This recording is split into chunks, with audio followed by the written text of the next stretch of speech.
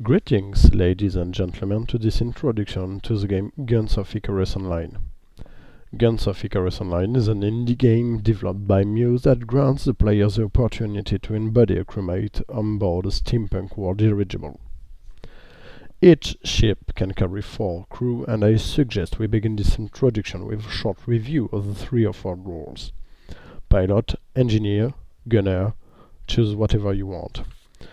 Note that whichever role you choose to endorse, you'll be able to captain a ship, which means that whether you are a pilot, an engineer or a gunner, you will be able to be the captain, and that way choose the ship as well as the weaponry you'll be flying on. However, as the ship cannot move without someone manning the helm, a pilot is strongly recommended. You may choose your role by clicking one of the 3 little symbols in the upper right corner of the main menu. Firstly, the pilot, helm symbol.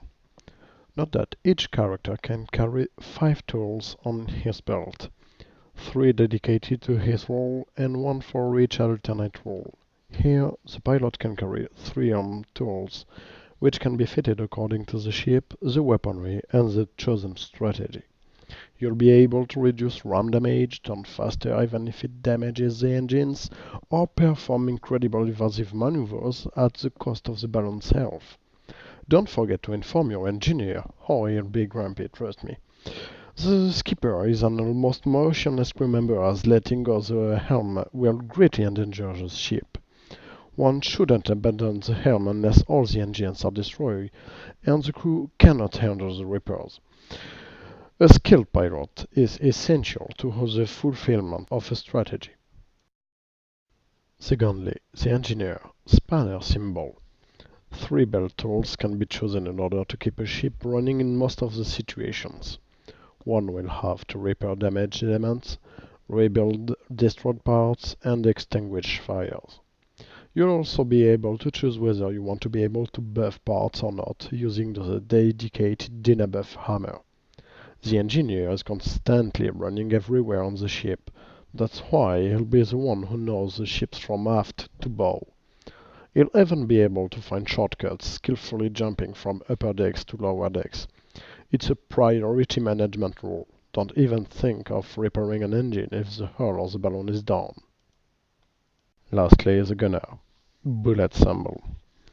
Thanks to his ability to carry 3 kinds of ammunition, he'll be able to tackle with most situations and get the best of every gun. Accuracy, range, grouping shots, increased damage, incendiary hits.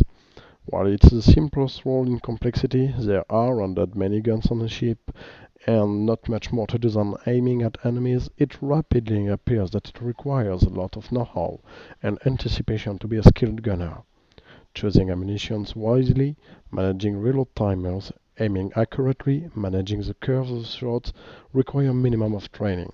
Not mentioning the fact that, should the ship endure heavy fire, the gunner is expected to assist the engineers. Truly, you'll need to get used to it and learn to trust your captain. A word about leveling.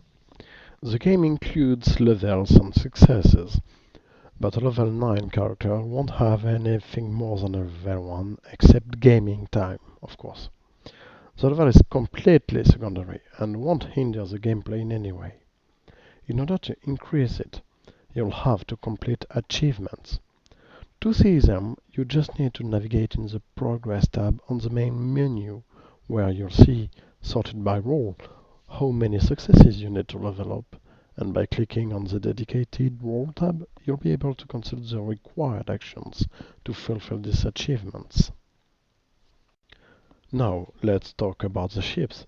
There are 6 of them, ranging from the giant squid to the powerful galleon, including balanced and surprising ships. Every ship has pros and cons, and heavier is not better. Knowing these ships, their weaponry, nature and location of the ship is a key to victory.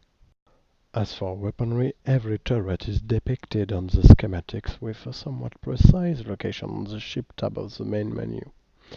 You may switch guns the way you want and memorize the layout for later use, as well as changing the name. A good name is a good way to get deeper into the game. For once, the game manual is immediately available in the game via the manual tab in the upper left corner. And even if it is more like a summary than a real manual, within it you'll find essential information. For instance, in the Weapons tab, you'll find Damage tab description. Know that the game includes a training mode known as Practice. Really handy when it comes to discovering ships and weapons or testing your tools. Random dummies will be generated for you to shoot at, and several dedicated functions are available, such as damaging the ship, generating fires, or disabling the artificial intelligence. Speaking of it, the AI is quite good as an engineer, often more efficient than a new player. It can man the gun too, with some results. A bot will never replace a well-trained crew, but it can really help. The only position it won't man is the helm.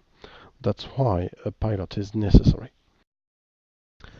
Well, this introduction comes to an end, and we, which means my crew and I, hope to offer soon enough some video tutorials in order to introduce each role to newcomers and enable them to learn from our former mistakes.